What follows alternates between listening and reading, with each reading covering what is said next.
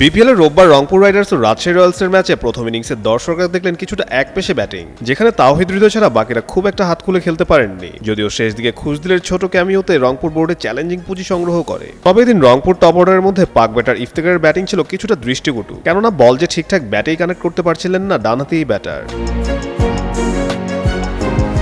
ক্রিজে 15 বল কাটিয়ে ইফতেখার করতে পারেন মাত্র 8 রান, তাও কোনো বাউন্ডারি ছাড়া। তার এই ধীরগতির ইনিংস দেখে মাঠে বিরক্তি যেমন বাড়ছিল, তেমনই প্রতিপক্ষের মজা ঠাট্টাও চোখে পড়ছিল। শেষ পর্যন্ত তরুণ পেসার তানজিম সাকিব তাকে আউট করে রংপুরকে কিছুটা স্বস্তি এনে দেন। গাড়ির এক্সপার্ট জর্জ স্যাপ এবং মাইল্ড অন হ্যান্ডস টেকনোলজি সমৃদ্ধ অরিক্স ক্রিস্টাল ওয়াশ আপনার লন্ড্রি এক্সপার্ট। তানজিমের বলে ক্যাচ ধরেন জিমি নিশাম। ক্যাচ নেওয়ার পর নিশাম হাসতে হাসতে দুহাত মাথার পাশে রেখে ঘুমানোর ভঙ্গি ধরেন। নিশাম যে ইঙ্গিতটা ইফতেখারকে করছিলেন তা আর কারো বুঝতে বাকি থাকেননি। সিলেটে দিন টসে হেরে আগে ব্যাট করতে নেমে নির্ধারিত 20 ওভারে 4 উইকেটে 178 রান তোলে রংপুর। দলের হয়ে সর্বোচ্চ 97 রান করেন হৃদয়। জবাবে 19 ওভার 1 বলে 3 উইকেট হারিয়ে জয়ের বন্দরে পৌঁছে যায় রাজশাহী।